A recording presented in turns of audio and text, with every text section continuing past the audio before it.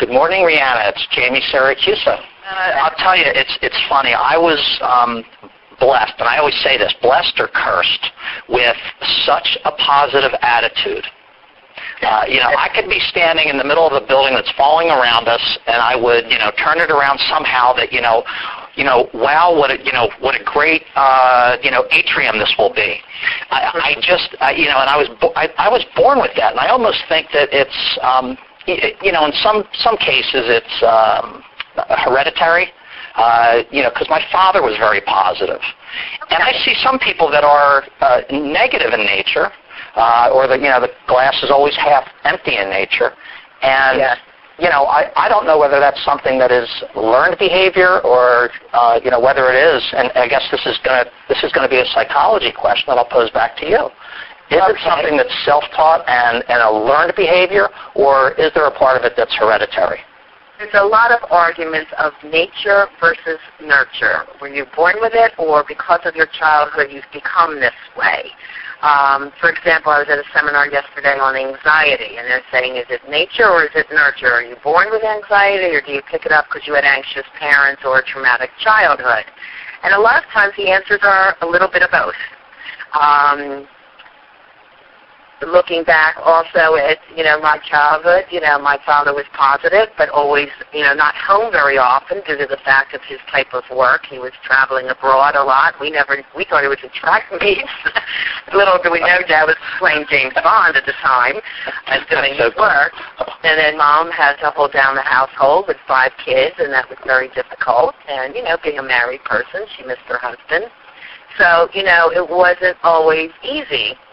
And, I saw my father as positive, but not around much, and my mother, having hard times and doing the best that she could. And they're both, very great people. But, the psychology question of that is, I'd like to recommend a book called The Answer by John Asraf. He's actually one of the gentlemen interviewed in The Secret. Okay. And he was a young boy, Hispanic male, that grew up in a hard life, dropped out of school in 6th grade, became a member of the gang, and an older gentleman took him in as a mentor and taught him a lot of the teachings of The Secret. And he became a follower, and today he's a multimillionaire, very successful business person. He tells his story on The Secret. And afterwards, he wrote a book called The Answer. And he decided to turn around and give a lot of money to research to say, The Secret works. How did this work so well for me? As a total believer, total follower. And the money went into brain research. And now you'll see all over the bookstores a lot of books on brain research, and that you can retrain the brain and your way of thinking to whatever it is you want to be. So if you're constant a negative thinker and complainer, your life will be negative. Why? You're telling yourself your life is miserable. Guess what? Your life is going to be miserable. It's a parenting situation, too. I say to your parents, if you tell your kids they're fabulous, they're going to grow up to be fabulous.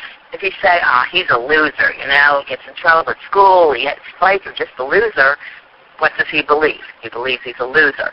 So you can retrain the brain for how you think, feel, act, and speak.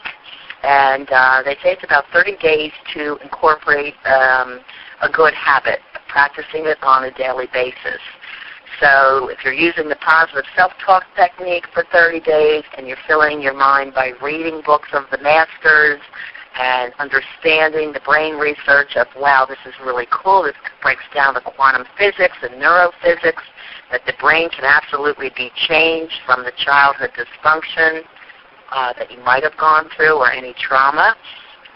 It's really fascinating to see. I did catch, and unfortunately I didn't see the show, but I saw a promotion for a television show. It says, can the mind really create the new things in your life? And it caught my attention. It's like, finally, it's coming out on television. It was like a 60 Minutes or a 20/20 show that they were showing, again, the brain scientific research that absolutely, indeed, anyone can change their life by retraining the brain. So it's cutting edge, it's fascinating reading material, and if you practice it, again, what you believe you will achieve. And I am so much a proponent on it. You know, I've been practicing The Secrets and the Watch Me Attitude. Well, the Watch Me Attitude for years, and now The Secret and the Watch Me Attitude, you know, for at least the past couple of years. So my growth is planned, and the goals are, you know, important. Perhaps, Jamie, I should go into the goal-setting technique that I talk about in the book, because I really feel that works, too. Oh, absolutely. Please do. Okay. Every day, you should wake up with 3 goals that you have in mind for that day. And it can be important goals or just a minuscule goal, like, oh, I have to remember to call this person. I want to make sure I get to the bank today, and I want to do this. And then if you have time, you have 2 backup things that you want to do. That sets your day out on a plan, so that you never just get into the office with a blank slate and say, okay, what is it I have to do now? You know, you've already got in mind there's 3 things and maybe 5 things you're going to do for today. Then you have weekly goals, and I usually do those on Sunday night. By the end of this week, and I usually mean by Friday, I need to get this, this, and this done. And by Tuesday or, you know, next weekend, I'm going to prepare for my singles event that's the following Wednesday.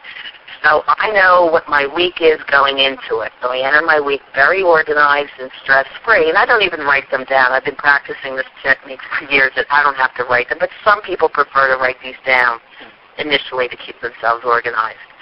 Then I have a monthly goal.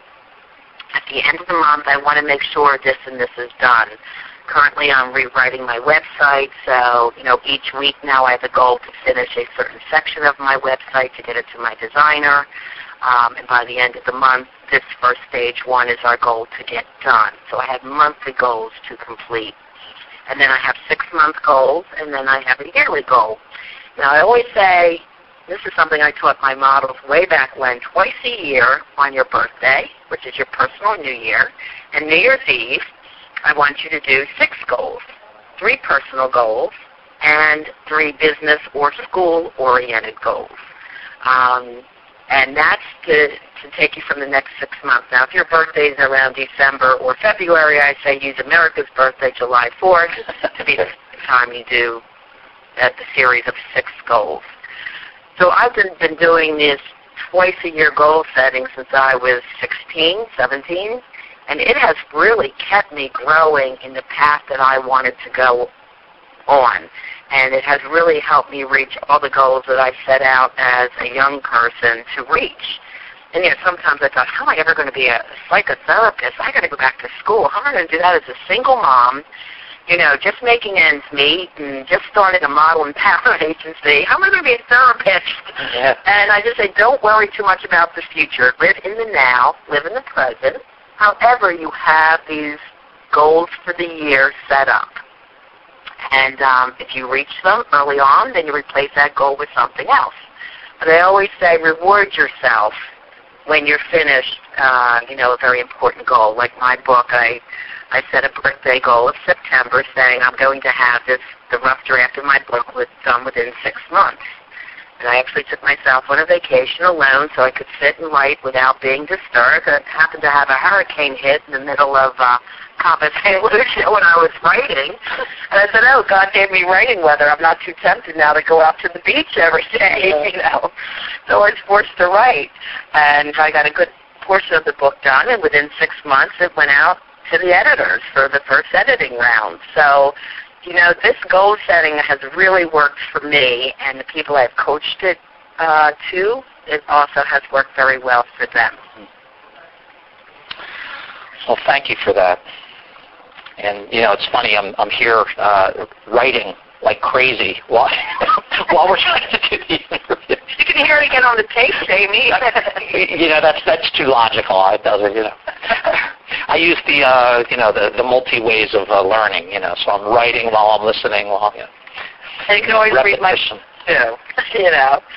The book, actually, you can purchase at Amazon.com, BarnesandNoble.com. You can email me at therapybythesea@gmail.com, or go on my website, which is www.reanamilne.com.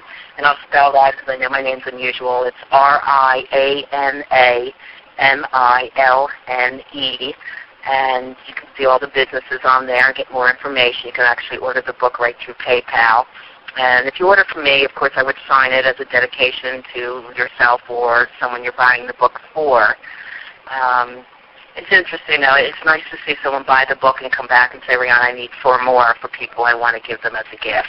Yeah. And that's great because it helps with the charities as well. So it's a gift for everybody when they're purchasing and they felt they got so much from the book that they want to give it to someone else. So well, I'm going to order one through you so I can get it signed. And thanks, Jamie. Wish us luck and good wishes here at the Success Center.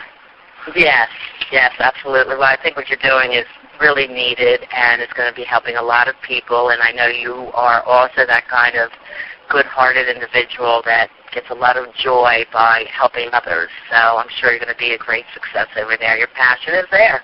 I love it. Yeah, so best of luck to you in your new endeavor. I'm sure it'll be great. Thank you. Now, to finish off, I'm going to ask you a hard question. What do you think is most needed in our society today? What is most needed? Mm-hmm. Okay. It depends if let me first deal with the emotional level. Okay, if I can, I guess I come from that aspect a lot as a therapist. I think what the world is lacking a lot of today is integrity. And a lot of people hear that word integrity. They all have heard it. It's like, yeah, integrity. But what does that really mean? I define it this way to my clients. Integrity means you're doing the right things when nobody's watching. Because ultimately, God's watching, and you're going to get found out. And I'm finding a lot of individuals and couples are breaking down, which then ultimately is the breakdown of the family due to a lack of integrity. And it's really a shame. It's destroying a lot of families and children's lives, and there's a lot of breakups due to lack of integrity today. Well, listen, thank you so much. We've gone over our time, and it went too fast. More than I wanted to ask you, but I'll have to cut this one up already. Just so it won't take up too much bandwidth on the website. But thank you for having me, Jamie. I really appreciate it. It's always been a pleasure to work with you in many business capacities, and I'm sure we will long into the future. I loved it, and thank you again. Thanks. See you soon, Jamie. Bye. I'll bring the book by for you, okay? Okay, there we go. All right, thank you. All right, bye-bye. Bye.